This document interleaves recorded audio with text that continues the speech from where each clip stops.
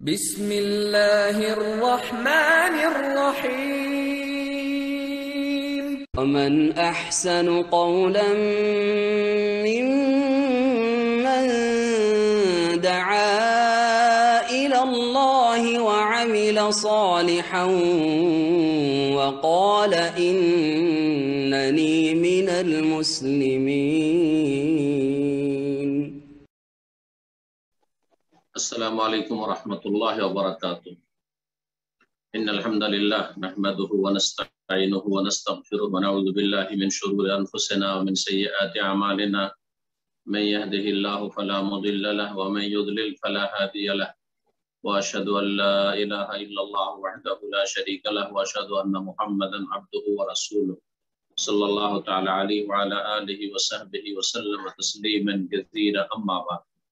সম্মানিত দিনী ভাতৃমণ্ডলী, আল্লাহ রাব্বুল আলামিনের প্রশংসা এবং নবী মুহাম্মদ সাল্লাল্লাহু আলাইহি সাল্লামের উপর সালাতু সালামের পরে আজ 27শে রমজান আমরা শেষ করেছি সৌদি আরবে 28 রাত তারাবির পরে ইশার সালাত এবং তারাবির পরে।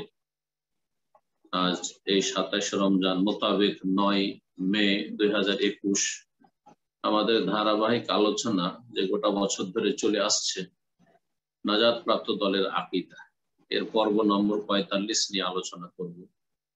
বিষয়বস্তু ধারাবাহিক, এটি চতুর্থ ঈমান বির রাসূল, রাসূলগণের প্রতি ঈমানের। আসল বিষয়বস্তু হচ্ছে আজকের মুজিজাতুল আম্বিয়া, নবী রাসূলগণের মুজিজা। আর এই দিয়ে ঈমান বির রাসূল, রাসূলগণের প্রতি ঈমান আমাদের আলোচনা শেষ হবে ইনশাআল্লাহ। তারপরে পরকাল সম্পর্কে আলোচনা শুরু হবে সামনের সপ্তাহ থেকে। আল্লাহ যেন আমাদেরকে উপকারী জ্ঞান দান করেন এবং নেক আমলের তৌফিক দান করেন। আল্লাহ আমাদের ঈমান আমল যেন কবুল করেন, ভুল ভ্রান্তি মাফ করেন। এই মাহে রমজানে আল্লাহ যেন আমাদেরকে জান্নাতি হিসাবে কবুল করে নেন। আল্লাহ রাব্বুল দিন দুনিয়ার সার্বিক রহমত, বরকত, মাগফিরাত আল্লাহ যেন আমাদের দান করেন। আলোচনা শুরু করি। বলছেন লেখক, মাহিয়া মুজিজাতুল আম্বিয়া, নবীগণের মুজিজা কি? মুজিজার প্রথম কথা সংজ্ঞা, মুজিজার পরিচয় এবং তারপরে কিছু মুজিজার দৃষ্টান্ত বা মুজিজার প্রকরণ। বলছেন আল মুজিজাতু হিয়া আমরুন খারিকুন লিল আদা। মুজিজা বলা হয় এমন একটি বিষয়কে যা হচ্ছে অসাধারণ, যা সাধারণভাবে হয়ে থাকে তার ঊর্ধ্বে। এমন কোনো কিছু নয় যেটা মানুষের পক্ষে সেটা সম্ভব বা সাধারণ। অসাধারণ কিছু হওয়া, খারিকুন লিল আদা, যেটা অভ্যাসগত সচরাচর হয়ে থাকে তার ঊর্ধ্বে সেটি। অসাধারণ কিছু ঘটে যাওয়ার নাম মুজিজা। তার সাথে কিছু কিছু উলামায়ে কেরামগণ আরেকটি শর্ত লাগিয়েছেন, মাকরুনুন বিত্তাহাদ্দি, যাতে চ্যালেঞ্জ থাকবে। অর্থাৎ আল্লাহ রাব্বুল আলামিনের পক্ষ থেকে তার নবী রাসূলগণ চ্যালেঞ্জ করবেন জাতিকে যে তোমরা চ্যালেঞ্জ গ্রহণ করো, হয় তোমরা ঈমান নিয়ে আসো এই মুজিজা দেখে শুনে, আর না হইলে এই মুজিজার খণ্ডন করো বা এই মুজিজা তোমরা মোকাবেলা করো। যেমন মুসা আলাইহিস সালাম লাঠি মুজিজা দেখিয়েছেন, তাকে নটি যে প্রসিদ্ধ মুজিজা দেওয়া হয়েছিল। ফেরাউনের কাছে যখন তাকে নবী রাসূল করে দিনের দাওয়াত নিয়ে আল্লাহ প্রেরণ করেছিলেন সেই সময়, তো তাতে চ্যালেঞ্জ ছিল। এই চ্যালেঞ্জের শর্ত মুজিজায় আছে কি না, এই ক্ষেত্রে ওলামাদের দুটো মত রয়েছে। প্রসিদ্ধ এটি যে তাতে চ্যালেঞ্জ হয়ে থাকে, কিন্তু প্রতিটি মুজিজাতে সাধারণত চ্যালেঞ্জ হয়ে থাকে না। এই জন্য শাইখুল ইসলাম ইবনে তাইমিয়া রাহমাতুল্লাহি আলাইহি তার এই ক্ষেত্রে ভিন্ন মত রয়েছে এবং তিনি একজন বড় মুহাক্কিক, গবেষক ইমাম এবং তিনি একজন মুজাদ্দিদ, সংস্কারক। সুতরাং তার কথার বড় একটা ওজন রয়েছে। প্রথম কথা তিনি মুজিজা সম্পর্কে বলেছেন যে নবীগণের যে মুজিজা এই পরিভাষাটি, এটিকে মুজিজা বলার চাইতে আয়াতুন নবুয়া বলা বেশি উত্তম হচ্ছে আয়াতুন নবুয়া, নবুয়াতের নিদর্শনাবলী বা প্রমাণাদি। আয়াত বলা হয় যেগুলি কোনো কিছুর প্রমাণ বহন করে। সৃষ্টিগত যে আয়াত বা নিদর্শন, আয়াত দুই রকম নিদর্শন, এক হচ্ছে আয়াতে কৌনিয়া সৃষ্টিগত নিদর্শন যা আল্লাহ করে থাকেন, আর এক হচ্ছে শরীয়তগত বিধানগত আয়াত যা কোরআনে কারীমের আয়াত বা দিনের বিধি বিধান। বললে ও আন্নিওয়ালা আয়, আমার পক্ষ থেকে পৌঁছে দাও, যদিও একটি আয়াত মানে শরীয়তের কোন বিধান হোক না। তো ইবনে তাইমিয়া রাহিমাহুল্লাহ মুজিজাতকে বলেছেন যে মুজিজা না বলে, মুজিজাতুল আম্বিয়া না বলে আয়াতুন নবুয়া, নবুয়াতের দলিল। কারণ নবীরা যখনই মুজিজা প্রকাশ করেছেন আল্লাহর নির্দেশে বা আল্লাহর ইচ্ছায়, তাদের ক্ষমতাই ছিল না, যখন আল্লাহ চায় তাদের হাতে যখন প্রকাশ পেয়েছে, সেটি হচ্ছে নবুয়াতের দলিল যে ইনি হচ্ছেন নবী, ইনি হচ্ছেন রাসূল। সেই জন্য ওনার মাধ্যমে মুজিজার প্রকাশ করছে বা মুজিজা প্রকাশ হচ্ছে। এবং তিনি বলেছেন এগুলো হয় আয়াতুন নবুয়া বলেন, না হয় বারাহিনুন নবুয়া বলেন, বুরহানের বহুবচন, নবুয়াতের অকাট্য প্রমাণাদি, বা বাইয়িনাতুন নবুয়া, বারাহিনুহা ওয়া বাইয়িনাতু, আয়াতুন নবুয়া নবুয়াতের নিদর্শনাবলী, বা বারাহিনুন নবুয়া নবুয়াতের অকাট্য প্রমাণ বা দলিল, বা বাইয়িনাতুন নবুয়া, বাইয়িনাত মানে স্পষ্ট দলিল। কারণ কোরআনে কারীমে যে পরিভাষাগুলি ব্যবহৃত হয়েছে মুজিজা সম্পর্কে, তা হয় আয়া বলা হয়েছে নিদর্শন, না হয় বাইয়িনা বলা হয়েছে সুস্পষ্ট দলিল, না হয় বুরহান বলা হয়েছে অকাট্য দলিল প্রমাণ। ওয়ালাকাদ আতাইনা মূসা 9 আয়াতিন বাইয়িনাত, আল্লাহ বলছেন সূরা ইসরা, নিঃসন্দেহে আমি মূসা আলাইহিস সালামকে 9টি আয়াতুম বাইয়িনা সুস্পষ্ট দলিল প্রমাণ দিয়েছি। আয়াত বলা হয়েছে এবং বাইয়িনাত বলা হয়েছে। খাযালিকা বুরহানান মির রাব্বিক, হে নবী, এই দুটো মূসা আলাইহিস সালামকে আল্লাহ বলছেন সম্বোধন করে যে এই যে তোমাকে লাঠি দিলাম যেটা অজগর সাপে রূপান্তরিত হয়ে যায় মুজিজা হিসাবে, আর হাত তোমার বগলে রেখে যদি বের করো তাহলে সেটা শুভ্র উজ্জ্বল হয়ে উঠে। এই দুটো যে আসায় মূসা এবং ইয়াদে বায়দা, খাযালিকা বুরহানান, এই দুটো হচ্ছে অকাট্য দলিল প্রমাণ, বুরহান মির রাব্বিকা, তোমার রবের পক্ষ থেকে। এই ভাষাগুলি কিন্তু কোরআনী ভাষা। এই জন্য ইবনে তাইমিয়া রাহিমাহুল্লাহ বলছেন যে মুজিজা না বলে যদি বলা হয় একটু আয়াতুন নবুয়া বা বারাহিনুন নবুয়া বা বাইয়িনাতুন নবুয়া, তাহলে বেশি ভালো। তারপরে সংজ্ঞাতে আরেকটি শর্ত লাগানো হয়েছে, হ্যাঁ, যেটা বলছিলাম যে চ্যালেঞ্জের কথা। তিনি আরো বলছেন যে লা ইশতারাতু তাহাদ্দি বিআয়াতিল আম্বিয়া, নবীগণের মাধ্যমে যে মুজিজাগুলি এসেছে সেগুলোতে চ্যালেঞ্জের শর্ত নেই যে চ্যালেঞ্জ করবে, চ্যালেঞ্জ ছাড়াও মুজিজা হতে পারে। জি, বরং আয়াতু দালিল নবুয়াতিন নবী, নবী যে কোনো নবীর নবুয়াত বা রিসালাতের দলিল প্রমাণ বহন করে এই মুজিজাগুলি, চ্যালেঞ্জ তার দ্বারা হোক অথবা না হোক। যেমন ইখবারিল আম্বিয়া সাবিকিন আন নবুয়াতি নবীনা মুহাম্মদ সাল্লাল্লাহু আলাইহি ওয়াসাল্লাম, মুহাম্মদ সাল্লাল্লাহু আলাইহি ওয়াসাল্লাম সম্পর্কে আগের যত নবী রাসূল এসেছেন সবাই কিন্তু ভবিষ্যৎবাণী করেছেন। নিজ নিজ জাতিকে ঈসা, মূসা, যত নবী রাসূলগণ এসেছে সবাই কিন্তু মুবাশশিরাম বিরাসূল ইয়াতি মিন বাদি ইসমুহু আহমদ, ঈসা আলাইহিস সালাম বলতেন তার হাওয়ারীদেরকে, সাথী সঙ্গীদেরকে, মুমিন যারা ছিল সেই যুগে তাদেরকে, তোমাদেরকে সুসংবাদ দিচ্ছি, বিরাসূল, একজন রাসূলের আমার পরে, ইয়াতি মিন বাদি, আমার পরে আগমন করবে, ইসমুহু আহমদ, তার নাম হবে আহমদ। এটা তো চ্যালেঞ্জ করা হয়নি। তো চ্যালেঞ্জের কথাটি শর্ত নয় মুজিজা, ইবনে তাইমিয়া রাহিমাহুল্লাহর মত। তো এই মতের পক্ষে দলিল খুব শক্তিশালী। সালেমুন আনিল মুআরাদা, আর মুজিজার সংজ্ঞাতে আরেকটি কথা উল্লেখ করেছেন আলেমা, সেটা হচ্ছে যে তার মোকাবেলা থেকে সে নিরাপদ, মানে মোকাবেলা করে মুজিজাকে কেউ হারিয়ে দেবে এই ক্ষমতা কোনো শক্তির নেই।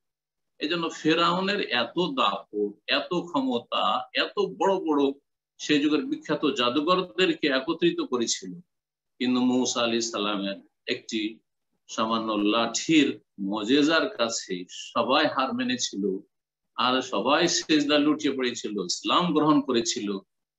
কিন্তু ফেরাউন তাতেও হেদায়েত পায়নি, বদনসিব, সে হেদায়েত পায়নি। মুজিজা দুই ভাগে বিভক্ত বা দুই ধরনের, বলছেন ওয়াহিয়া ইম্মা হিসসিয়াতুন, মুজিজা হয় অনুভূত, যা অনুভব করা যায়। আমাদের যে অনুভূতি শক্তি রয়েছে, সে অনুভূতি শক্তিগুলি দিয়ে অনুভব করা যায়, হয় চোখের দ্বারা দেখা যায় মুজিজা, অথবা শোনা যায়। হ্যাঁ, একটা গাছ থেকে আওয়াজ আসছে, আপনার খাবার থেকে তসবিহ হচ্ছে, পাথর তসবিহ করছে, গাছপালা সালাম করছে, হয় শোনা যাচ্ছে অথবা দেখা যাচ্ছে। তো অনুভূত এগুলো বাহ্যিক মুজিজা। আর আরেকটি হচ্ছে মানবীয় আভ্যন্তরীণ, যেটা অনুভূত নয় এই আপনার অঙ্গ প্রত্যঙ্গ দ্বারা, কিন্তু অন্তর্দৃষ্টি দিয়ে সেটা উপলব্ধি করা যায়। যেমন কোরআনে কারীমের মুজিজা, কোরআনে কারীমের যে আপনার অলৌকিকত্ব বা মুজিজা বা মিরাকল, সেটি হচ্ছে বাসিরাত, অন্তর্দৃষ্টি দিয়ে, এলেম দিয়ে উপলব্ধি করা যায়। কোরআনে কারীম সম্পর্কে যে যত বেশি জ্ঞান অর্জন করে, তত বেশি কোরআনে কারীমের অলৌকিকত্ব মুজিজা সম্পর্কে উপলব্ধি করতে পারবে। কিন্তু চোখ দিয়ে কোরআনে কারীমের আয়াত দেখে, সূরা দেখে তো আরো বুঝতে পারবে না যে এটি হচ্ছে আল্লাহর পক্ষ থেকে অনেক বড় মুজিজা। তো যেসব অনুভূত বাহ্যিক মুজিজা, যেমন খুরুজুন নাকা মিনাস সাখরা, পাথর থেকে উষ্ট্রি বেরিয়ে আসা, সালেহ আলাইহিস সালামের যে মুজিজা ছিল, আল্লাহ রাব্বুল আলামিন দিয়েছিলেন সামুদ জাতিকে হেদায়েতের জন্য নবুয়তের দলিল হিসাবে। ওয়ানকিলাবুল আসা হাইয়া, এবং লাঠি সাপে রূপান্তরিত হয়, যেমন মূসা আলাইহিস সালামের মুজিজা। ওয়া কালামুল জামাদাত, আর যেসব আপনার আল্লাহ রাব্বুল আলামিনের সৃষ্টি রয়েছে, আপনার পাথর, আপনার পাহাড় পর্বত ইত্যাদির কথা বলা, অনাবে দ্বারা ইত্যাদি ইত্যাদি। ওয়াইমা মানবীয় অথবা আভ্যন্তরীণ মুজিজা দ্বিতীয় রকমের, তুশাহাদুল বাসিরা, যা বাসার চক্ষু দিয়ে দেখা যায় না, কান দিয়ে শোনা যায় না, কিন্তু অন্তর্দৃষ্টি দিয়ে উপলব্ধি করা যায়, যেমন মুজিজাতুল কোরআন, কোরআন কারীমের মুজিজা। নবী করিম সাল্লাল্লাহু আলাইহি ওয়াসাল্লামকে সব রকমের মুজিজা দেওয়া হয়েছিল। যে কোন নবীকে তার পূর্বে মুজিজা দেওয়া হয়েছে, যেই মুজিজাগুলি দেওয়া হয়েছে, ওই ধরনের মুজিজা নবী করিম সাল্লাল্লাহু আলাইহি ওয়াসাল্লামকে উত্তম রূপে তার চাইতে বড় ধরনের দেওয়া হয়েছে। ইল্লা ওয়ালাহু সাল্লাল্লাহু আলাইহি ওয়াসাল্লাম আযম মিনহা ফি বাবিহা। প্রসিদ্ধ মূসা আলাইহিস সালামের মুজিজা, মূসা আলাইহিস সালামের মুজিজা, সালেহ আলাইহিস সালামের মুজিজা, যত মুজিজা রয়েছে, এই সমস্ত মুজিজার ক্ষেত্রে নবী সাল্লাল্লাহু আলাইহি ওয়াসাল্লামকে সবচেয়ে বেশি এবং সবচেয়ে বড় মুজিজা দেওয়া হয়েছে। নবী সাল্লাল্লাহু আলাইহি ওয়াসাল্লামকে যেসব অনুভূত বাহ্যিক মুজিজা দেওয়া হয়েছে, তার একটি হচ্ছে ইনশিকাকুল কমর, চন্দ্র বিদীর্ণ হওয়া, চাঁদ দুটুকরো হয়ে ফেটে যাওয়া। নবী সাল্লাল্লাহু আলাইহি ওয়াসাল্লাম ইশারা করেছে চাঁদের দিকে, আকাশের চাঁদ সুবহানাল্লাহ দুই টুকরো হয়ে দুই দিকে হয়ে গেছে। আর এই হাদিস রয়েছে সহিহ মুসলিম, আব্দুল্লাহ মাসউদ রাদিয়াল্লাহু তাআলা আনহু থেকে, মক্কার ঘটনা। বলছেন তিনি, ইনশাকাল কমর আলা আহদি রাসূলিল্লাহ সাল্লাল্লাহু আলাইহি ওয়াসাল্লাম শিক্কাতাইন, রাসূলুল্লাহ সাল্লাল্লাহু আলাইহি ওয়াসাল্লামের জামানায় চন্দ্র দুই টুকরো হয়ে বিদীর্ণ হয়েছিল।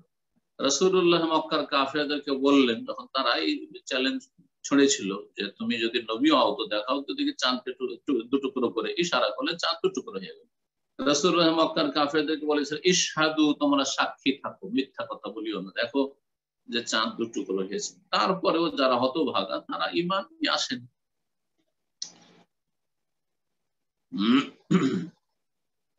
এইরকমই রাসূলুল্লাহ আরেকটি মুজিজা, হিনিল জিজ, খেজুরের কাণ্ড, খেজুরের গাছের যে কাণ্ড বডিটা রয়েছে, এটার কান্না, খেজুর গাছ থেকে আওয়াজ আসা, কান্নার আওয়াজ আসে। এই হাদিস সহিহ বুখারী আব্দুল্লাহ বিন উমর রাদিয়াল্লাহু তাআলা আনহু হতে বর্ণিত রয়েছে। ঘটনা এই ছিল যে নবী সাল্লাল্লাহু আলাইহি ওয়াসাল্লাম যখন প্রথম খুতবা দিতেন, তখন মসজিদে নববীতে একটি খেজুরের কাণ্ড সেখানে পোতা ছিল, সেই কাণ্ডে ভর দিয়ে হাত রেখে খুতবা দিতেন মেম্বার হওয়ার আগে।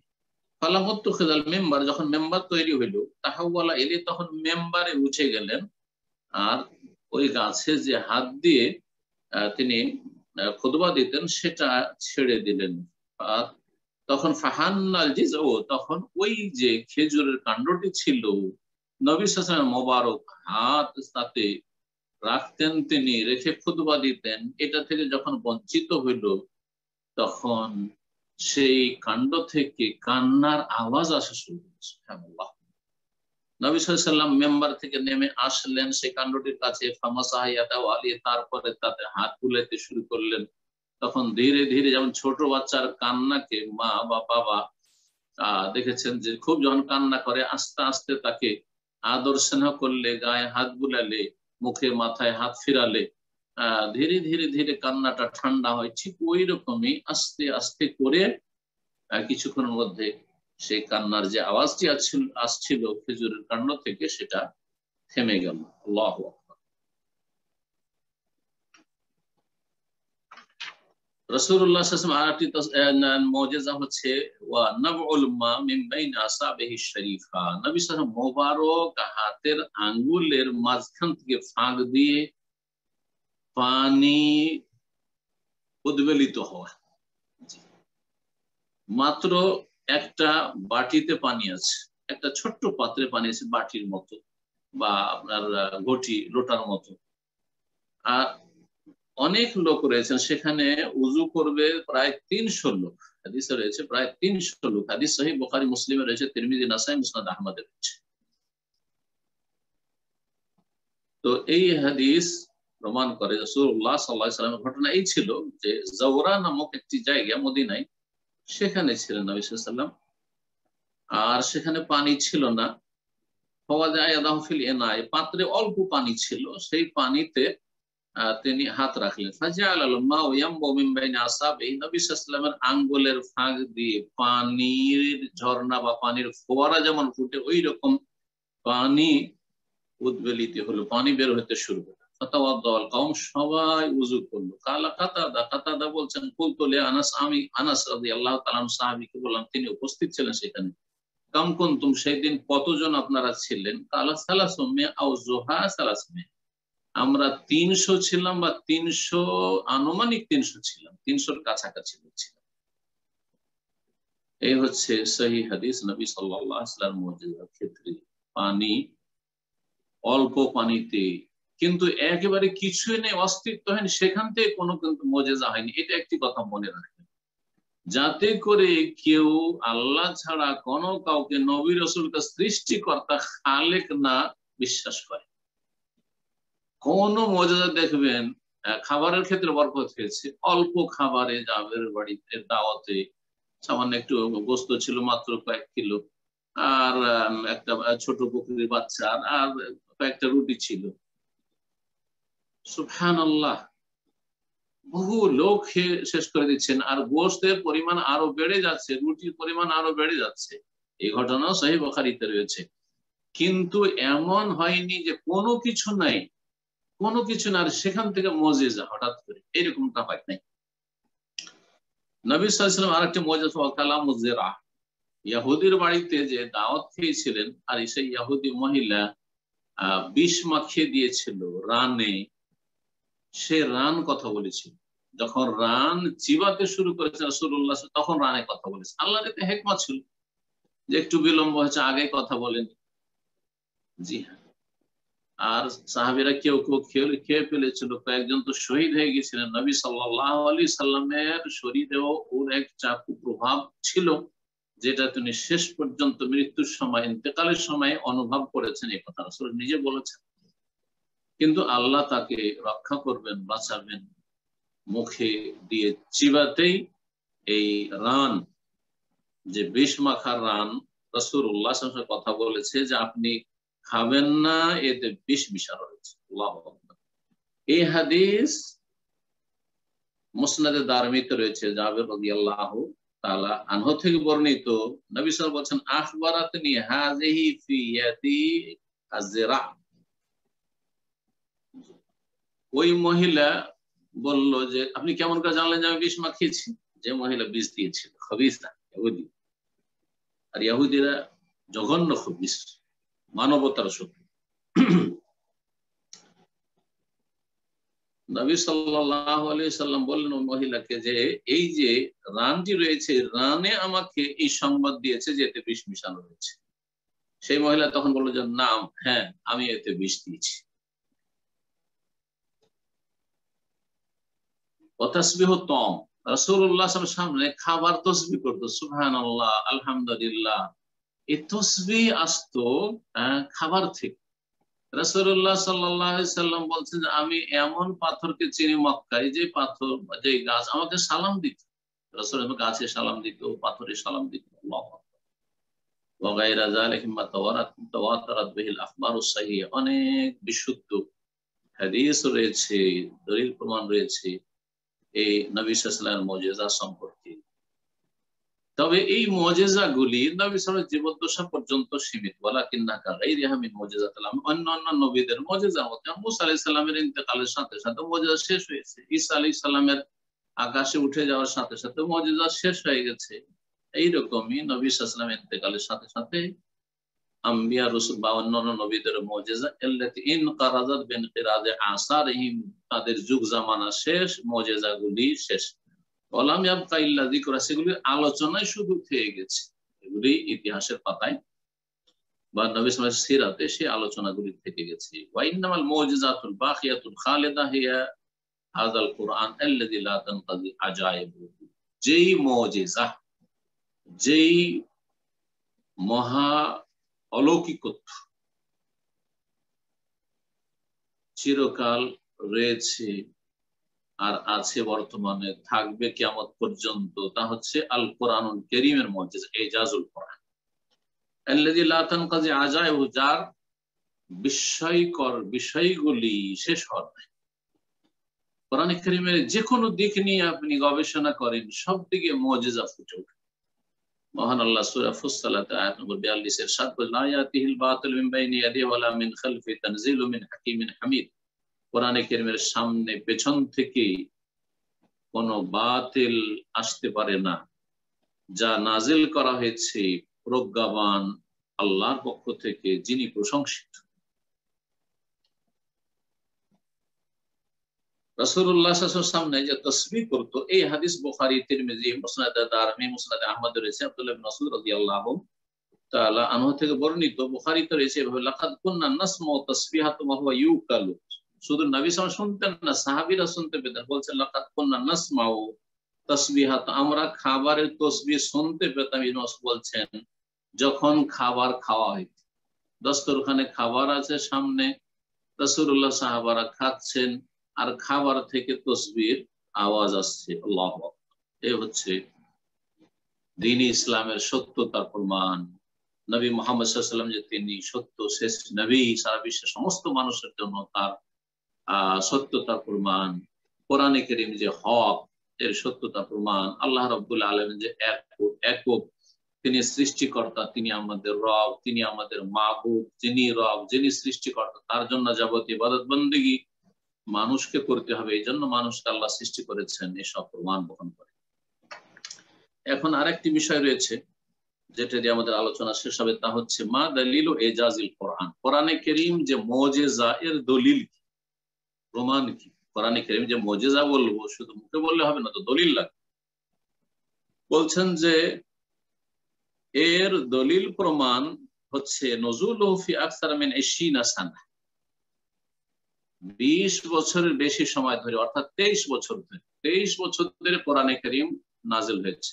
মক্কার জীবনে 13 বছর রাসূলুল্লাহ সাল্লাল্লাহু আলাইহি ওয়াসাল্লাম 40 বছর বয়সে নবুয়ত পেয়েছেন, 13 বছর মক্কায় অবস্থান করেছেন, আর হিজরতের পরে মদিনায় 10 বছর অবস্থান করেছেন। এই 23 বছরের দীর্ঘ সময় ধরে কোরআনে কারীম অবতীর্ণ হতে থেকেছে এবং কোরআনে কারীমে চ্যালেঞ্জ করা হয়েছে এমন এক জাতিকে, যেই জাতি অলংকারপূর্ণ কথা বলতে পারতো, আরব জাতি, বাকপটু ছিল, আরবি ভাষার পণ্ডিত ছিল। সেই যুগে সবচেয়ে বেশি খ্যাতি ছিল আরবি সাহিত্যে এবং কাব্য রচনায় আরবদের।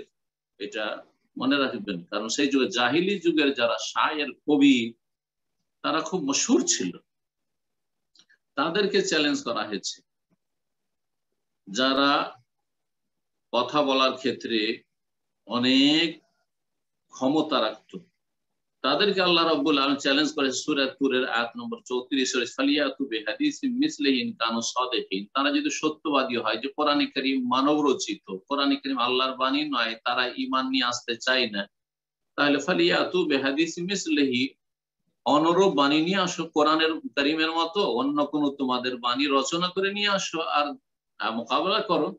যদি তারা সত্যবাদী হয় তাহলে নিয়ে আসুক তারা।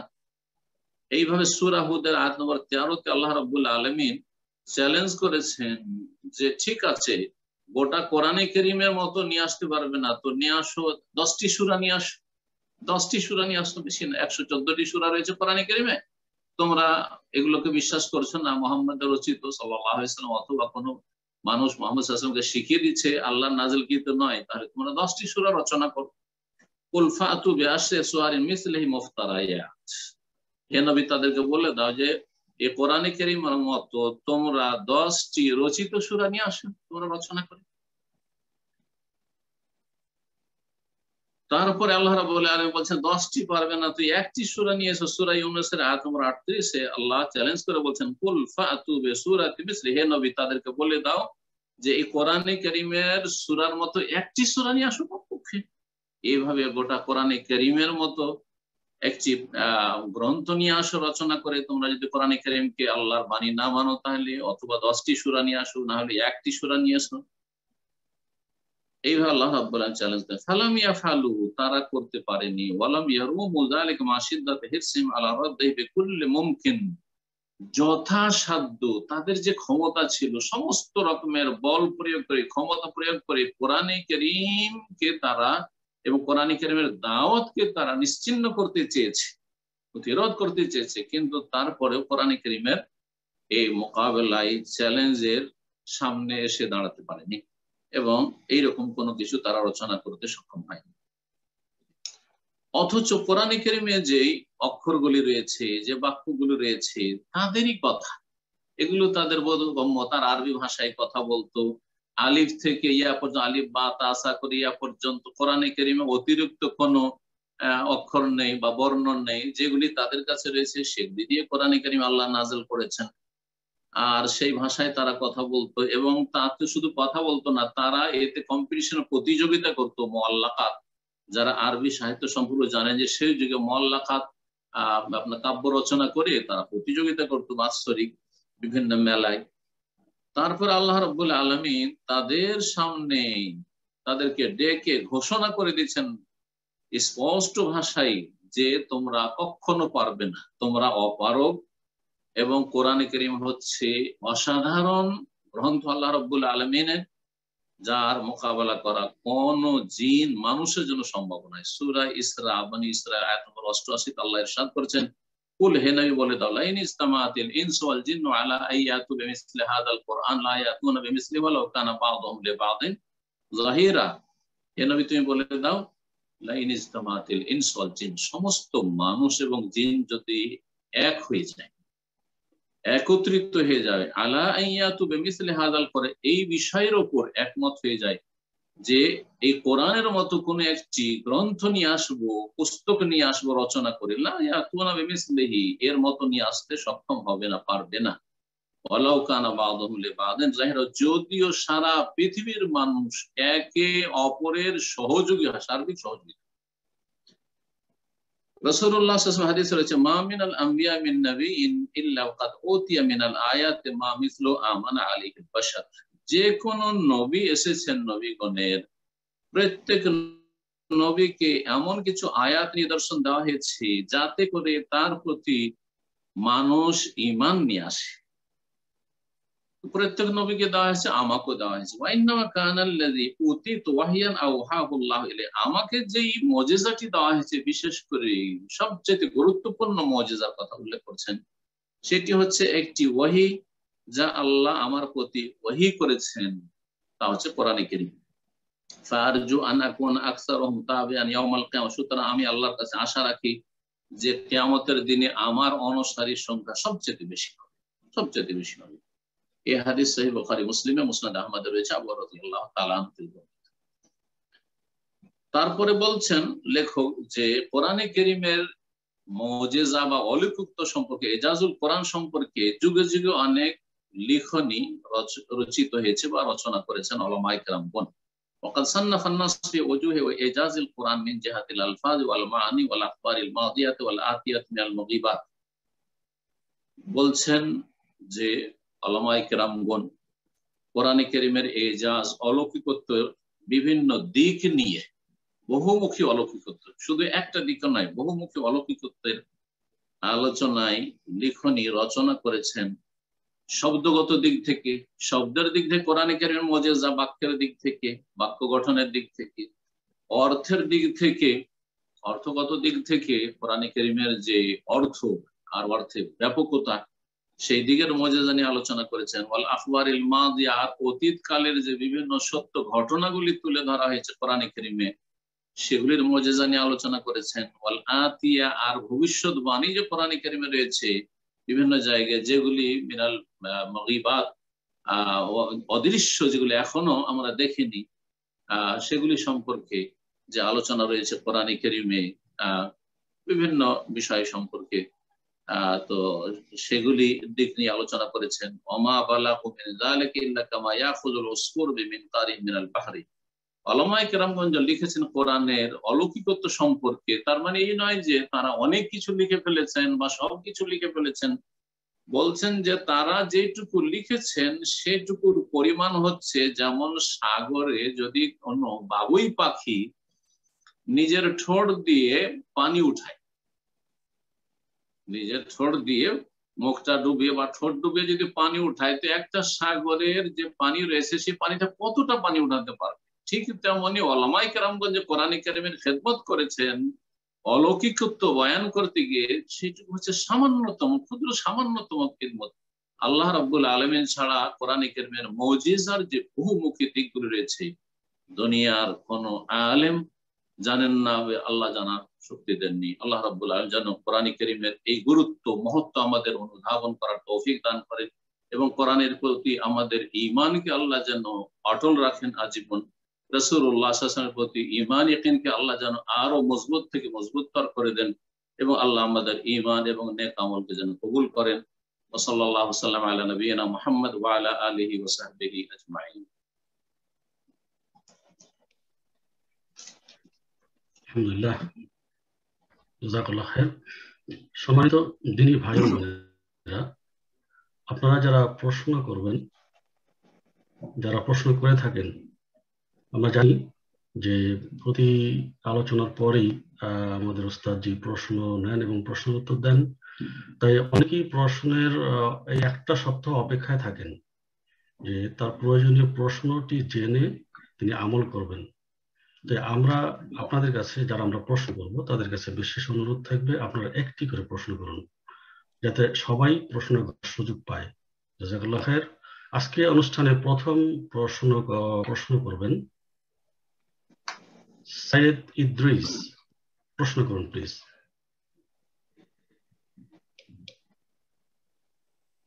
আসসালামু আলাইকুম। ওয়া আলাইকুম আসসালাম ওয়া রাহমাতুল্লাহি ওয়া বারাকাতুহু। জি, প্রথমে আমি আপনার কাছে দোয়া চাইতেছি। আমার এই যে একটু শোল্ডার পিছনে বাতের ব্যথা হইতে পারে বলতেছে, অনেকদিন যাবত থেরাপি দিয়ে ভালো হচ্ছে, একটু দোয়া করবেন প্লিজ। আল্লাহ শিফা দান করুন, শিফাক আল্লাহ আফাক। আল্লাহ দ্রুত আল্লাহ আপনাকে সুস্থতা দান করুন। প্রত্যেক মুমিন মুমিনাতকে যে যেখানে আছেন আল্লাহ যেন সুস্থ রাখেন। জি, আমার প্রশ্ন ফিতরার ব্যাপারে। এখানে নিউ ইয়র্কে থাকি আমি, তো $10 করে ধরা হয়েছে। এখানে স্থানীয় মসজিদে ফিতরার টাকাটা কালেক্ট করে, অনেকে সুবিধার জন্য টাকা দিয়ে দেয়। এই মসজিদ থেকে আবার বাংলাদেশের সাথে গরিব মিসকিনদের টাকা মানে বিতরণ করে সব সময় মোটামুটি। এখন আমি ফিতরার টাকাটা আত্মীয়ের মাধ্যমে বাংলাদেশে দিয়ে দিই, ওখানে চাউল কিনে দেওয়া হয়। তো আমার বোনের প্রশ্ন ছিল যে ভাই রেগুলার চাউল না কিনে আমি পোলার চাউল, সেমাই, ঘি এগুলি দেই, চিনি, তাহলে কি হবে? আমি বলছি আমি জিজ্ঞেস করে নেই রেগুলার চাউল ছাড়া এগুলো হবে কিনা। আর ফিতরাটা কি টাকা দিয়ে এখানে যে দেয়, এটা কি অনেকে প্রশ্ন যে কি অনেকে বলে যে হবেই না, আবার অনেকে বলে যে হবে। যেহেতু দেওয়ার জন্য একটু অসুবিধা আছে। আর ফিতরাটা কয়দিন আগে দিতে হবে? আমি যদি 2 দিন আগে দেই, ঈদ মনে করেন এখানে বৃহস্পতিবার। অনেক প্রশ্ন, ঠিক আছে বুঝে নিয়েছি। বিসমিল্লাহির রহমানির রহিম, আলহামদুলিল্লাহ ওয়াসসালাতু ওয়াসসালামু আলা রাসূলিল্লাহ ওয়া আলা আলিহি ওয়া সাহবিহি ওয়া মাওয়ালা, আম্মা বাদ। ফিতরা সম্পর্কে প্রশ্ন করেছেন আর বিভিন্ন দিক নিয়ে প্রশ্ন করেছেন, এর উপর সুন্দর সুন্দর আলোচনা রয়েছে আমাদের কোরআন সুন্নাহর সালাফি আলেমদের, আমারও আলোচনা রয়েছে, বিস্তারিত সবগুলি দিক নিয়ে আলোচনা রয়েছে, আপনারা ইন্টারনেটে ইউটিউবে শুনে নিতে পারবেন। তবে সংক্ষেপে ভাই যখন জিজ্ঞেস করেছেন, আর এটি হচ্ছে এই সময় উপযোগী প্রশ্ন, সুতরাং এই প্রশ্নের গুরুত্ব রয়েছে। ফিতরা রাসূলুল্লাহ ফরজ করেছেন, ফিতরা ফরজ মাথা প্রতি।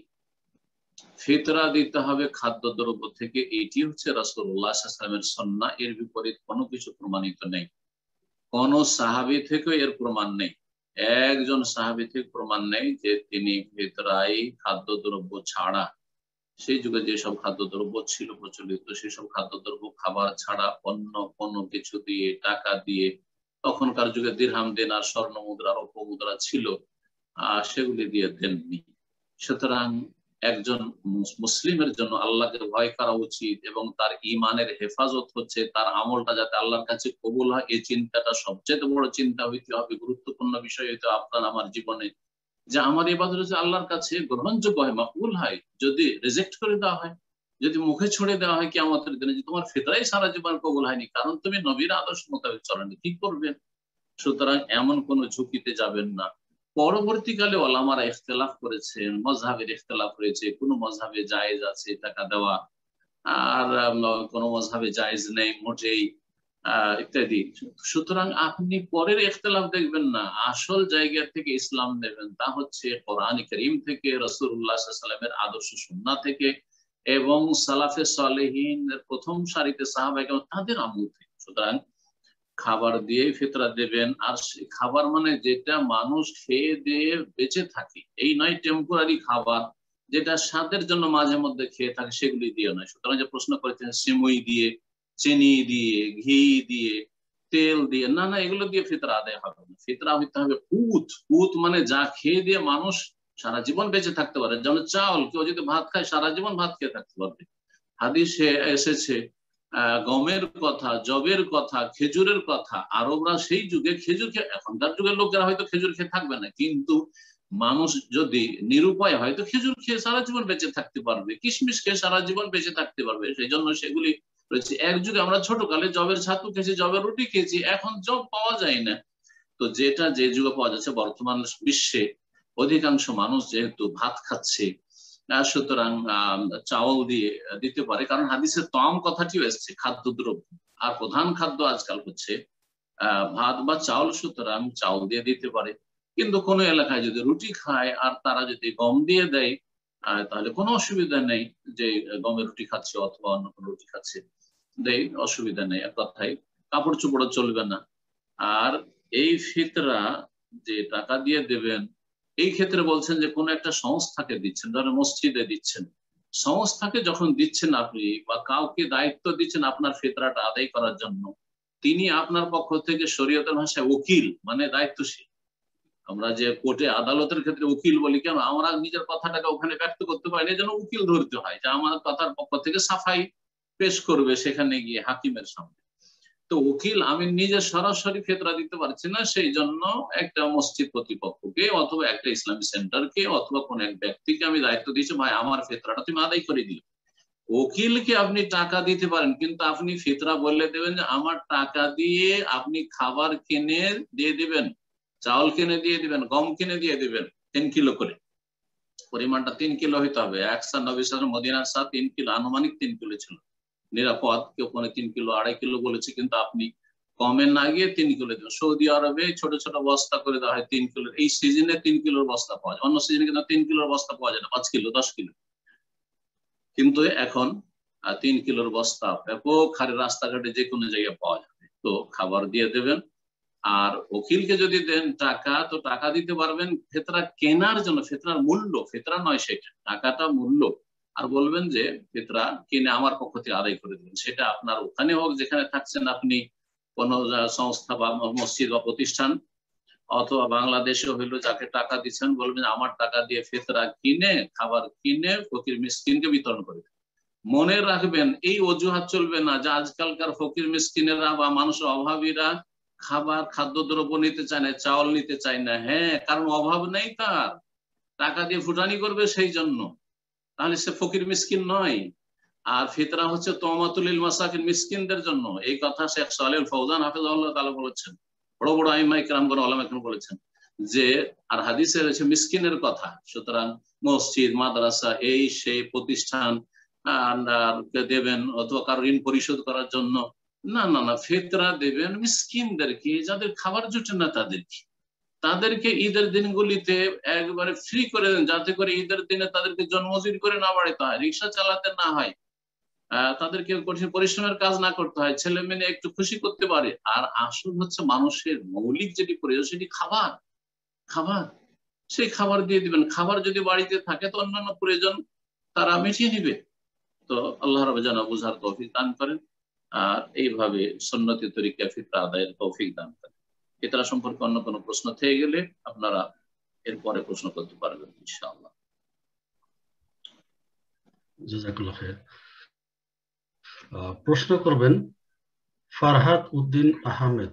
প্রশ্ন করুন প্লিজ।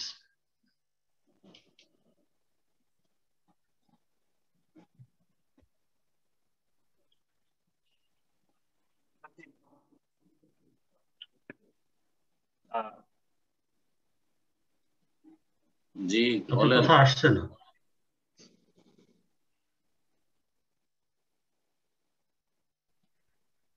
শোনা ফারহাদ যাচ্ছে উদ্দিন না। আহমেদ ব্রাদার, আপনার কথা আসছে না। অন্য কাউকে দেন।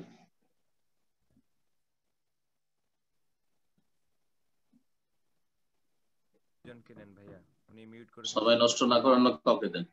আসসালামু আলাইকুম।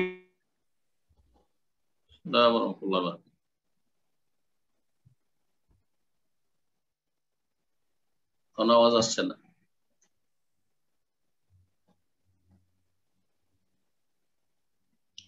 এবার প্রশ্ন করবেন, আপনি একটু পরে, আপনার সাউন্ডের প্রবলেম বা নেটওয়ার্কের প্রবলেম আছে, যাই হোক ফারহাদ ভাই আপনি একটু পরে আসেন। এবার প্রশ্ন করবেন রাফিউল হাসান।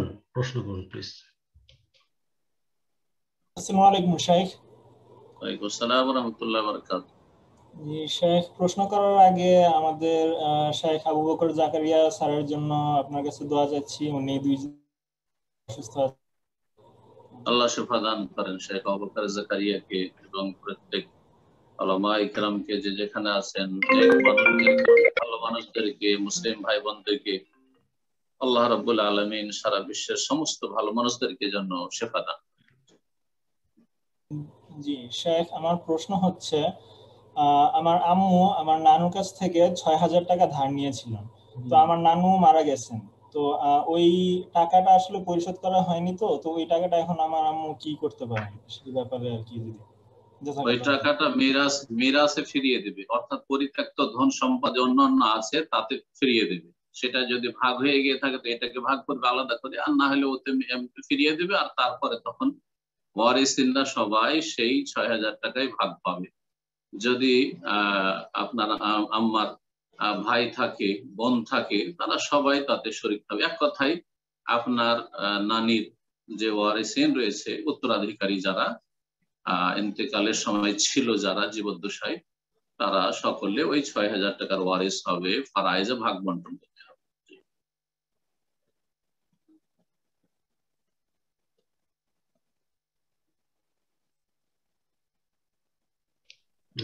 প্রশ্ন করবেন কবির। প্রশ্ন করুন প্লিজ।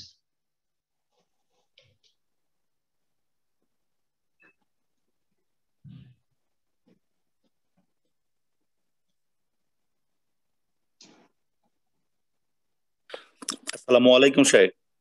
আসসালামু আলাইকুম ওয়া রাহমাতুল্লাহি ওয়া বারাকাতুহু। জি বলেন। আমি বাফেলো নিউ ইয়র্ক থেকে বলছি। আমি যেই মসজিদে নামাজ পড়ি সূরা ফাতিহা পড়ার সুযোগ থাকে না, তখন আমি কি করব? কি সূরা ফাতিহা পড়া ছাড়াই থাকবো, নাকি অন্যভাবে কোনোভাবে কিছু করা যায়? দিনে রাতে ১৭ রাকাত ফরজ, ঠিক আছে, জি 17 রাকাত জামাতে পড়তে হবে। এই 17 রাকাতের মধ্যে 11 রাকাতে তো সমস্যাই নেই, শুধু 6 রাকাতে, মাগরিবের 2 রাকাত, এশার 2 রাকাত, ফজরের 2 রাকাত, তাই তো? হ্যাঁ, ঠিক আছে। এই 17 রাকাতের মধ্যে শুধু 6 রাকাতে তেলাওয়াত করছে উচ্চ স্বরে, আর সময় পাচ্ছেন না, তো কখন তেলাওয়াত করবেন? এখন এই জেহেরি সালাতে তেলাওয়াত কি একবারে আবশ্যক বাধ্যতামূলক সূরা ফাতিহা মুক্তাদির জন্য, নাকি এই ক্ষেত্রে ছাড় আছে? অনেক সালাফি ওলামাদেরও এই ক্ষেত্রে ভিন্ন মত রয়েছে, যেমন ইবনে তাইমিয়া রাহিমাহুল্লাহ, আলবানী, তাদের কাছে সেটি মত অনেক শক্তিশালীও। এইটাকে একবারে উড়িয়ে দেওয়া যায় না, যে না পড়লেও হয়ে যাবে কারণ শুনছে। তবে তারপরে আমরা বলি ইমাম বুখারী, এর বিপরীত ইমাম বুখারী রাহিমাহুল্লাহ, তারপরে ইমাম শাফিঈ, আর অনেক আহলে হাদিস ওলামাদের, ভারত, বাংলাদেশ, পাকিস্তান উলামা আহলে হাদিসদের ফতোয়া হচ্ছে যে সূরা ফাতিহা পড়তেই হবে। সুতরাং এই ক্ষেত্রে বলবো যে কোরআন যে শোনার কথা আল্লাহ বলেছেন সেটা হচ্ছে আম কথা, সাধারণ কথা, আর সূরা ফাতিহাটা পড়ে নিতে হবে সেটা হচ্ছে ব্যতিক্রম, সেটা হচ্ছে খাস খাস বিষয়। তো এই জন্য সময় দিক আর নাই দিক ওয়ালাদ-দাল্লিন আমিন যখন পড়া হলো তখন আপনি সূরা ফাতিহা পড়ে নেবেন, আর তারপরে তখন শুনবেন আপনি।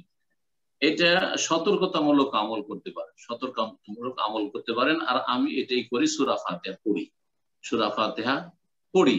কিন্তু কেউ যদি এই 6 রাকাতে শুধু সূরা ফাতিহা নাও পড়ে, তো তার নামাজ বাতিল হয়ে যাবে, সালাত হবে না, এ কথা বলবো না। যেমন কেউ যদি জোহরে, আসরে, সিররি যখন ইমাম মনে মনে পড়ছে আর তার পড়ার সুযোগ আছে, তারপরেও ইক্তাদা তো বেহাজাল ইমামের কানা মুকাল্লিদ, হ্যাঁ, যে ইমামকে সব ভেরে দিয়েছি, ইমামকে আত্মাহিয়াতটাও ছেড়ে দেন, দুরূদটাও ছেড়ে দেন, তাকবীর গুলো ছেড়ে দেন, রুকু সিজদা তাসবিহও ছেড়ে দেন, কেন পড়ছেন আপনি?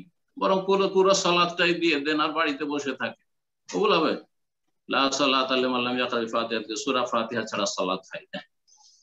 সুতরাং তাদের সালাত হয় না যারা পড়ার সুযোগ আছে তারপরে পড়ে না। কিন্তু এখানে যেহেতু দুই পক্ষে দলিল শক্তিশালী রয়েছে, সেজন্য বলবো না যে সালাত বাতিল হবে। তবে আবার বলছি, সতর্কতামূলক সূরা ফাতিহা পড়ে নেবেন, ইমামের সূরা ফাতিহা।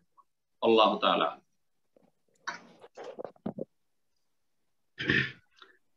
প্রশ্ন করবেন ওমর ফারুক, প্রশ্ন করুন প্লিজ।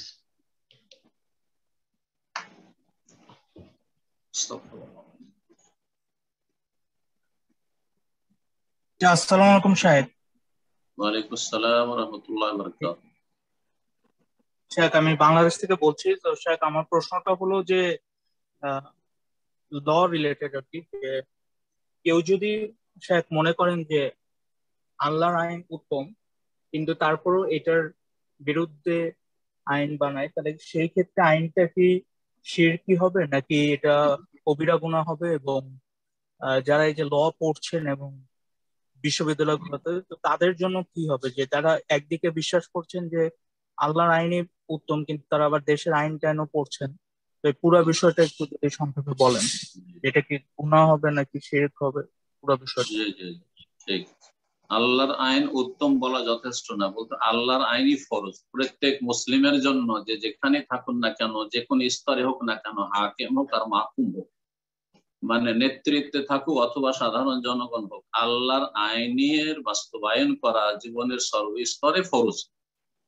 তারপরেও যদি না করে, কিন্তু অস্বীকার করে না, আল্লাহর এটা ইয়াকিন রয়েছে যে আল্লাহর আইনই ফরজ, কিন্তু আমরা করতে পারছি না, অথবা দুনিয়ার স্বার্থে করছে না, কিন্তু অস্বীকার করে না, দিন ইসলামের বিধানকে অস্বীকার করে না, দণ্ডবিধানকে অস্বীকার করে না, কোরআনে কারীমের বিধিবিধান সম্পর্কে, কোরআন সুন্নাহ সম্পর্কে সে শ্রদ্ধাশীল, ঈমান রাখে, তাহলে তাকে গুনাহগার বলা হয়েছে, ফাসিক বলা হয়েছে, তার কাবিরা গুনাহ। কখনো জুলম, যদি ঘুষ খেয়ে কোরআন সুন্নাহ বিরোধী আপনার ফয়সালা করে, তাহলে সে জালেম। তার ব্যক্তি স্বার্থে কারো উপর জুলম অত্যাচার করে, এরকম বিচার করতে গিয়ে, তাহলে জালেম। এই জন্য আল্লাহ কোরআনে কারীমে 3 ভাগে ভাগ করেছেন। কাউকে কাফের বলে, সবাইকে কাফের বলেননি। কাউকে যে কোরআনে কারীমের আইন আর মানুষের আইনকে সমান মনে করবে, এটা দিয়ে চলে ওইটা দিয়ে চলে, সে মুসলিম নয়।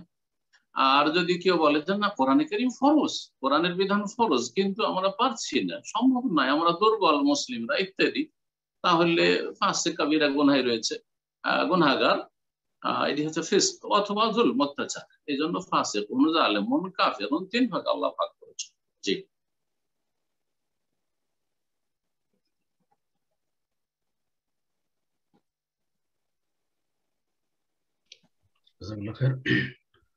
প্রশ্ন করুন সুলতান মাহমুদ, প্রশ্ন করুন প্লিজ।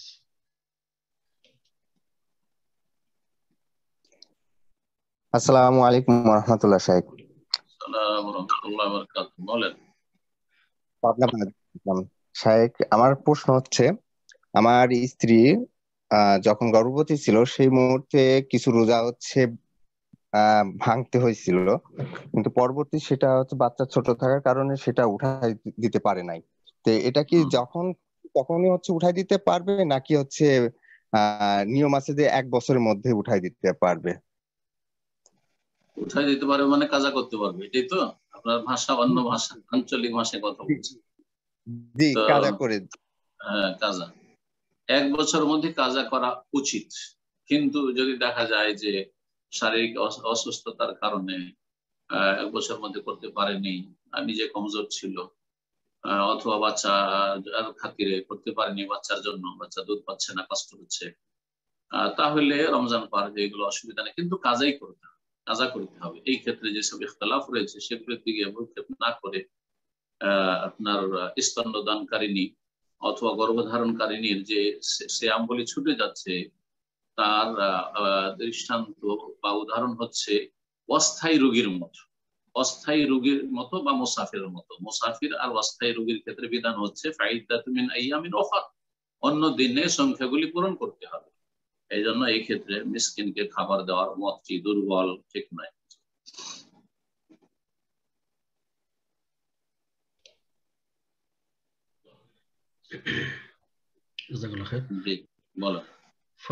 ফরহাদউদ্দিন আহমেদ, আপনি কি প্রশ্ন করবেন? ফরহাদউদ্দিন আহমেদ, আপনাকে আনমিউট করে দিচ্ছি, আপনি প্রশ্ন করুন প্লিজ।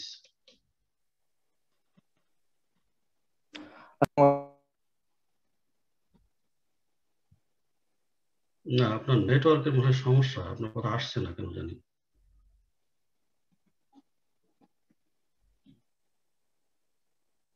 জি, অন্য কাউকে দেন, ইনশাআল্লাহ অন্য মাধ্যম দিয়ে লিখিত দিয়ে দিবে, আপনাদেরকে প্রশ্ন করেন সামনে। জি, প্রশ্ন করবেন মোহাম্মদ খাইর, প্রশ্ন করুন প্লিজ। আসসালামু আলাইকুম ওয়া রাহমাতুল্লাহি ওয়া বারাকাতুহু। ওয়া আলাইকুম আসসালাম ওয়া রাহমাতুল্লাহি ওয়া বারাকাতুহু। বলেন। ওস্তাদ জি, আমার প্রশ্ন হচ্ছে যে জিন থেকে কি কোনো সাহায্য নেওয়া যাবে, বা জিনকে ব্যবহার করে কোন রকমের চিকিৎসা নেওয়া যাবে কিনা? জিনকে যদি কেউ বশে করে, যে বশে করার বিদাতি তরিকা রয়েছে, আর সেটা শিরক থেকে মুক্ত নয়, শিরক কুফরি না করলে, জিনের যে সব তলব রয়েছে সেগুলি পুরা না করলে জিন বশে হয় না বা অধীনস্থ হয় না। তো জিন বশে করা হারাম, জায়েজ নয়। এবং কাউকে স্বাধীনকে গোলাম বানানো, যেমন মানুষ স্বাধীনকে গোলাম বানায়, লাআনাল্লাহু মান আব্বাদা মুহাররারান, হাদিস রয়েছে, কেউ স্বাধীন ব্যক্তিকে কেউ যদি দাস বানায় তাহলে তারপর লানত রয়েছে। কোন মানুষের ক্ষেত্রে ঠিক তেমনি জিনের ক্ষেত্রে আপনি গায়ের জোরে, ক্ষমতার জোরে কোন একটা বড় জিন, দাপটওয়ালা জিনকে দিয়ে দুর্বল জিনগুলোকে বশ করে রাখলেন ইত্যাদি, এসব জায়েজ নয়। আর সাধারণত এগুলোর ক্ষেত্রে শিরক কুফরি তাদেরকে করতে হয়, জিনদের জন্য শিরকিয়া কিছু করতে হয়, জিনদের সান্নিধ্য হাসিলের জন্য ইবাদত বন্দেগী তাদেরকে দিতে হয়, এসব করে তারা। কিন্তু এগুলো গোপনে থাকে, তারা শিরকি আকীদায় নিয়ে মরে, আর অসাধারণ কিছু দেখায় অথবা দুনিয়ার কিছু ইনকাম করে, কবিরাজরা এসব করে থাকে। আর স্বেচ্ছায় যদি কোনো জিন, ভালো জিন, মুমিন জিন আছে, স্বেচ্ছায় চলে আসে, আসার পরে বলে, জিনদের মধ্যে অনেকে আছে চিকিৎসক আছে, যে তোমাকে আমি কিছু চিকিৎসা শিখিয়ে দিচ্ছি, তুমি এগুলো দিয়ে করো, তোমাকে আমি হেল্প করছি, তাহলে জায়েজ আছে। যেমন একজন অপরজন থেকে সহযোগিতা আমরা নিয়ে থাকি, সহযোগিতা নিয়ে থাকি, বা তাআওয়ানু আলাল বিররি ওয়াত তাকওয়া, নেকির কাজে, আল্লাহ ভীরুতার কাজে একে অপরকে তোমরা সাহায্য করো। এক মানুষ আরেক মানুষের সাহায্য করে। আমরা অনেক কিছু অন্যদের কাছ থেকে শিখেছি, আমাদের জুনিয়রদের কাছ থেকে অনেক কিছু শিখেছি, আমাদের কাছ থেকে আপনারা শিখছেন। ঠিক তেমনি জিন যদি স্বেচ্ছায় কারো কাছে এসে তাকে শেখায়, তাহলে অসুবিধা নাই, কিন্তু সেগুলিকে দেখতে হবে যে সেটা কোরআন এবং হাদিসের সাথে সাংঘর্ষিক যেন না হয়। আবার বলছি জিন বশে করা জায়েজ নয়, হারাম।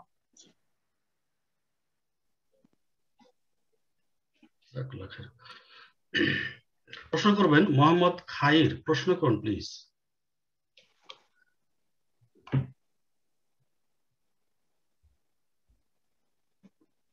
মোহাম্মদ খায়ের তো মানে প্রশ্ন করলেন নাকি?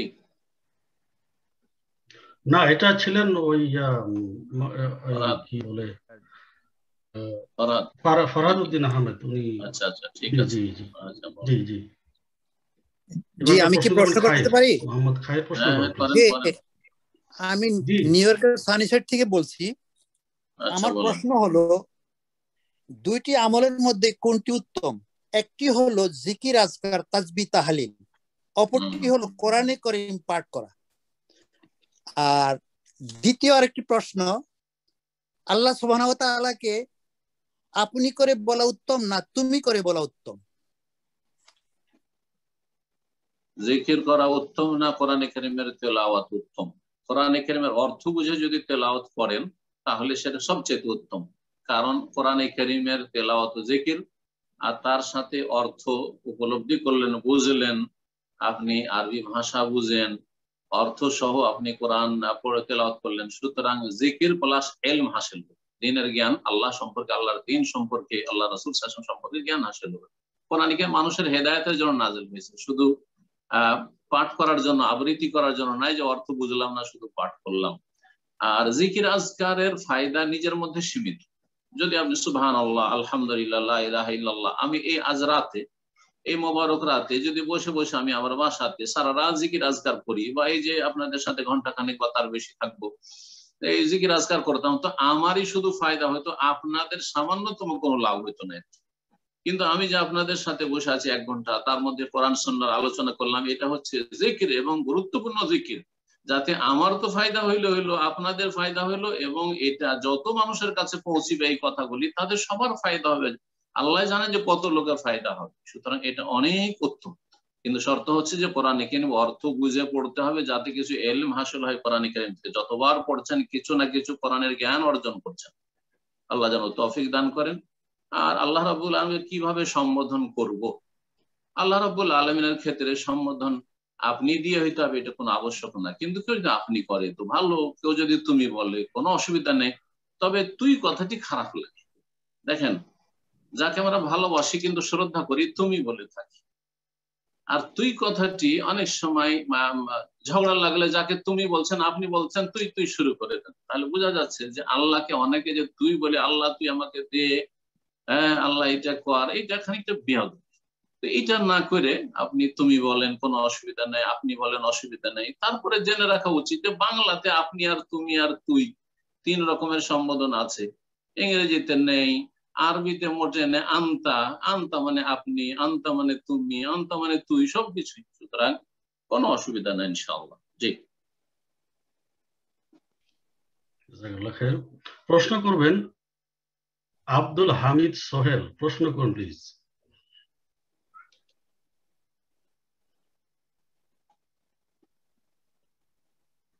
আসসালামু আলাইকুম ওয়া রাহমাতুল্লাহ।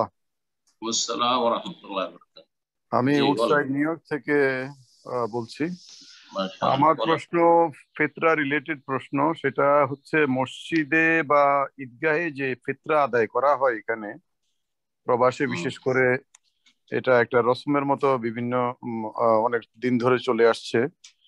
তো এইটা ঈদগাহে যে কালেকশন করা হচ্ছে এবং এটা পরে পাঠানো হচ্ছে, এটা কি অ্যালাউড কিনা ইসলামে, এটাই আমার প্রশ্ন। আপনার ঈমানের হেফাজত এবং আপনার এই ফরজ আদায়ের ক্ষেত্রে সতর্কতা হচ্ছে যে ঈদের আগে গরিব মিসকিনের কাছে পৌঁছে যাবে। কিন্তু আমাদের দেশে যে প্রচলনটা আছে যে ঈদের আগে জমা টমা করে দিল মসজিদে, আর জমা হয়ে থাকলো সেখানে, হয় টাকার বেশিরভাগ লোক তো টাকার আকারে দিচ্ছে, আবার যদি খাবারও দেয় তো খাবারটা জমা হয়ে থেকে গেল আর ফকির মিসকিনের কাছে পৌঁছলো ঈদের পরে। এমনটা করা উচিত নয়। ফকির মিসকিনের বাড়িতে অলরেডি খাবারটা ঈদের আগে পৌঁছে যেতে হবে, ঈদের আগে পৌঁছে যেতে হবে।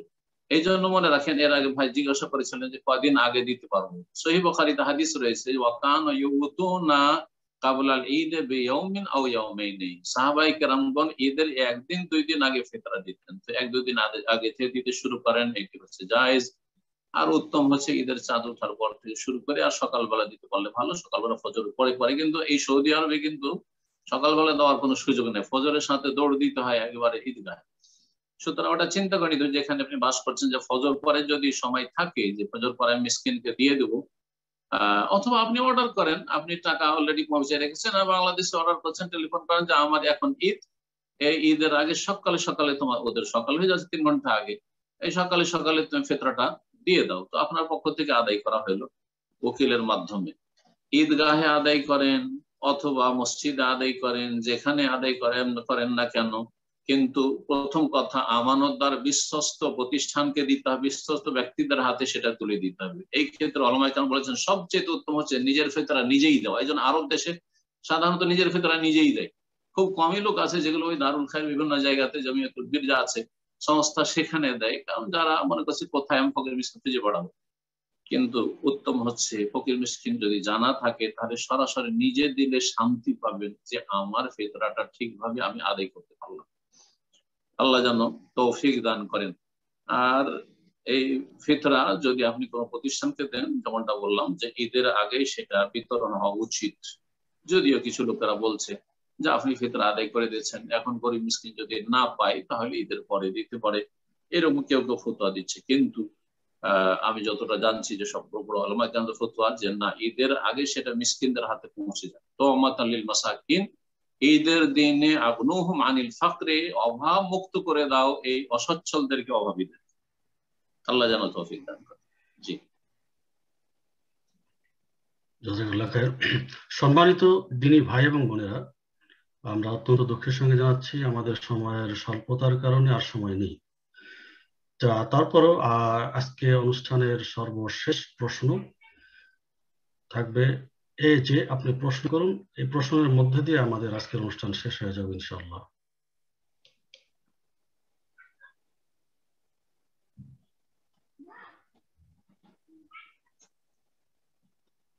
আসসালামু আলাইকুম রাহমাতুল্লাহ। ওয়ালাইকুম আসসালাম ওয়া রাহমাতুল্লাহি ওয়া বারাকাতুহু। জি বলেন। জি শাহেখ, আমার প্রশ্ন হলো যে আমরা যে কোথা থেকে বলছেন? জি, আমি ইউকে থেকে বলছি। আচ্ছা বলেন। জি, আমাদের যে হাদিসটা আছে যে সূরা বাকারা এবং সূরা আলে ইমরান প্রতিদিন পড়ার ক্ষেত্রে যে ফজিলত বর্ণনা করা হয়েছে কবরের আযাব থেকে প্লাস হলো হাশরের ময়দানে, তো প্রতিদিন তো আর এটা সম্পূর্ণ পড়া হয় না। এখন এরকম যদি হয় যে প্রতিদিন আমি 50 আয়াত করে সূরা বাকারা 50 আয়াত সূরা আলে ইমরান পড়ি, তাহলে কি এই ফজিলতটা কি পূর্ণভাবে পাওয়া যাবে? ইনশাআল্লাহ পাবেন। সেখানে প্রতিদিন নেই, আসলে বলা হয়েছে ইকরাউ সূরাতাল বাকারা ওয়া আলে ইমরান, তোমরা সূরা বাকারা এবং আলে ইমরান পড়ো। ফাইন্নাহুমা তুহাজ্জানি আন আসহাবিহিমা, এই সূরা বাকারা আলে ইমরান কিয়ামতের দিন যারা এই কোরআন কারীমের এই সূরাগুলি পাঠ করবে, শুধু পাঠ নয়, এগুলো অর্থ বোঝাটাও বিষয়। এগুলো পাঠ করা, এগুলো অর্থ বোঝা, এগুলোর উপর আমল করা, সূরা বাকারার উপর আমল করবে, সূরা আলে ইমরানের উপর আমল করবে, এদিকে দাওয়াত দিবে, এই কাজগুলি আসলে মূলত মুখ্য উদ্দেশ্য। তাদের পক্ষ থেকে আল্লাহর সামনে এই সূরাগুলি বাদ অনুবাদ করবে, মানে সুপারিশ করবে। এখানে তো হাজ্জা মানে হচ্ছে আল্লাহর সামনে অনেকে অর্থ করতে যায় না, আল্লাহর কাছে তর্ক করে না, তো মুহাজ্জাত মানে তর্ক করা হয়, মুহাজ্জাত মানে কথোপকথন হয়, আর মুহাজ্জাত মানে সুপারিশও হতে পারে। তো আল্লাহর সামনে সুপারিশ করে যে আল্লাহ এদেরকে আমি জান্নাতে নিয়ে যাব, বা এদের জন্য আমি সুপারিশ করছি, এদের কল্যাণের জন্য, এদের মুক্তির জন্য। তো আপনি যথাসাধ্য আপনার অন্যান্য এর চেয়ে গুরুত্বপূর্ণ, এগুলো হচ্ছে নফল কাজ, এর চাইতে গুরুত্বপূর্ণ কাজ হচ্ছে ছেলে মেয়েদের পরিচর্যা, স্বামীর হক আদায় করা, তারপরে আপনার ঘর সংসারের কাজ করা ইত্যাদি। এসব করার পরে আর ফরজ ইবাদতবন্দি যেগুলি আছে, তারপরে যতটা সময় পাবেন নেকির কাজে লাগাবার চেষ্টা করেন। প্রতিদিন পড়তে হবে এমন কথা নেই, কিন্তু বেশি বেশি পড়তে হবে এবং বেশি বেশি এই সূরাগুলির অর্থ তাফসীর বুঝার চেষ্টা করতে হবে। আল্লাহ যেন তৌফিক দান করেন। জাযাকাল্লাহ খাইর। জি ওস্তাদ, দোয়া করে শেষ করে দেন ইনশাআল্লাহ। যে শেষখানে আর একটি কথা বলবো, সেটা প্রথম কথা তো ফিতরা সম্পর্কে আলোচনা হলো। তুলবেন না, ফিতরাটা ঈদের আগে দেওয়ার চেষ্টা করবেন। রাসূলুল্লাহ সাল্লাল্লাহু আলাইহি ওয়াসাল্লাম ঈদের আগে দিয়ে ওয়ামারা আন তুআদ্দা ক্বাবলা খুরুজিন নাস ইলা সালাহ, জনগণের ঈদের সালাত পড়তে যাওয়ার আগে দেওয়ার নির্দেশ প্রদান করেছেন। এটি হচ্ছে সহিহ বুখারী হাদিস। আর সুনান আবু দাউদ হাদিস রয়েছে অন্যান্য হাদিস কিতাবে যে মান আদ্দাহা ক্বাবলা সালাত ফাহিয়া যাকাতুন মাকবুলা, যে ব্যক্তি ঈদের আগে ফিতরা দিবে সেটি হবে যাকাতুল ফিতর হিসাবে মকবুল, আল্লাহর কাছে গ্রহণযোগ্য হবে, মকবুল হবে। ওমান আদ্দাহা বাদা সালাত, কেউ যদি ঈদের পরে এই ফিতরা দেয় তাহলে ফাহিয়া সাদাকাতুন মিনাস সাদাকা, সাধারণ দানে পরিণত হয়ে যাবে, তার ফিতরা আদায় হবে না, তাহলে ফরজ ছুটে যাবে। এই জন্য এই ক্ষেত্রে গুরুত্ব দেবেন, মানুষের ফতোয়া শুনবেন না অথবা অবহেলা করবেন না, গুরুত্ব দিয়ে ইবাদতবন্দিগুলো আদায় করবেন। এছাড়া এই রমজানের পরে যে আল্লাহ রাব্বুল আলামিন শুকরিয়া জ্ঞাপনের জন্য ঈদের সালাত দিয়েছেন, সেই ঈদের সময় অনেকে মুসলিমরা সারা জীবন পাপ করে অভ্যাস, এক মাস পাপটা একটু কম করেছে, ওই দিনে অনেক পাপ করা শুরু করে। যুবক যুবতীদের একাকার হয়ে যাওয়া, বেহায়া বকরতা হয়ে গ্যাদারিং করা, পার্টি করা, খাওয়া দাওয়া, আর এদিক সেদিক ভ্রমণ, আর বিভিন্ন রকমের চোখের পাপ, হাতের পাপ, আর কত রকমের যে পাপ কাবিরা গুনাহ করছে, এসব থেকে মুসলিম জাতিদেরকে বেঁচে থাকার মুসলিম জাতিকে আল্লাহ যেন বেঁচে থাকার তৌফিক দান করেন। এবং তার সাথে সাথে বলবো যে ঈদের চাঁদ যখন উঠে যাবে তখন তাকবীর পাঠ করবেন, সুন্নতি তাকবীর। যেখানে থাকেন, ঘরে থাকেন, মসজিদে থাকেন, রাস্তাঘাটে থাকেন, তাকবীর পাঠ করবেন, উচ্চ স্বরে পাঠ করবেন ঈদের সালাত পর্যন্ত, ঈদুল ফিতরের তাকবীর। আল্লাহু আকবার, আল্লাহু আকবার, লা ইলাহা ইল্লাল্লাহ, আল্লাহু আকবার, আল্লাহু আকবার, ওয়ালিল্লাহিল হামদ। কারণ আল্লাহ রাব্বুল আলামিন বলেছেন ওয়ালি তুকমিলুল ইদ্দাহ, যেখানে আল্লাহ রমজান সিয়ামের কথা আলোচনা করে সূরা বাকারায় আল্লাহ বলছেন যাতে করে তারা কি বলে তুকমেল, যাতে তোমরা তুকমেলুল ইদ্দাহ, সংখ্যা পূরণ করো, 29 অথবা 30, চাঁদ দেখে সিয়াম শুরু, চাঁদ দেখে সিয়াম শেষ করা বা ঈদ করা। ওয়ালি তুকাব্বিরুল্লাহ আলা মা হাদাকুম, আর যেহেতু আল্লাহ তোমাদেরকে এই হিদায়াত নসিব করেছেন, তৌফিক দিয়েছেন যে সিয়াম, কিয়াম, লাইলাতুল কদর, অনেক নেকি কাজ করতে পারলে, সুতরাং আল্লাহর বড়ত্ব মহত্ব প্রকাশ করে এই তাকবীর পাঠের মাধ্যমে। তো তাকবীর পাঠের নির্দেশ কোরআনে কারীমে রয়েছে, অনেক গুরুত্বপূর্ণ, যদিও কাজটি সুন্নাত কিন্তু কোরআনই নির্দেশ। ওয়ালাআল্লাকুম তাশকুরুন, আর যাতে করে তোমরা আল্লাহর শুকরিয়া জ্ঞাপন করো, ঈদের সালাতের মাধ্যমে শুকরিয়া আদায় করা। আর তারপর আত্মীয় স্বজনদের সাথে দেখা সাক্ষাৎ করা, তাদের খোঁজ খবর নেওয়া, কারো সাথে যদি ভুল বুঝাবুঝি থাকে, মনোমালিন্য থাকে, তো সেগুলিকে সারিয়ে নেওয়া। কেউ আপনার বাড়ি আসছেন না, আপনি নিজেই চলে গেলেন, কেউ আপনাকে আপনার রাগ করেছে বা অসন্তুষ্ট হয়েছে কোনো আপনার খারাপ আচরণের জন্য, তাদের কাছে ক্ষমা চেয়ে নিলেন, অন্তরকে পরিষ্কার করার চেষ্টা করবেন। আল্লাহ রাব্বুল আলামিনের কাছে একমাত্র মুক্তি পাবে ওরা যারা আল্লাহর কাছে সুস্থ অন্তর নিয়ে হাজির হবে। ইয়াউমা লা ইয়ানফাউ মালুন ওয়ালা বানুন ইল্লা মান আতাল্লাহ বিকলবিন সালিম, সুস্থ অন্তর নিয়ে, অন্তরে যেন হিংসা, বিদ্বেষ, শত্রুতা, ঘৃণা, মুসলিম ভাই বোনদের সম্পর্কে আক্রোশ, দুশ্মনী, এগুলো যেন না থাকে। আল্লাহ সমস্ত রোগ থেকে আমাদেরকে মুক্ত হওয়ার এবং অন্তরকে মুক্ত করার তৌফিক দান করেন। সাল্লাল্লাহু আলা নবিয়িনা মুহাম্মদ ওয়া আলা আলিহি ওয়া সাহবিহি আজমাইন।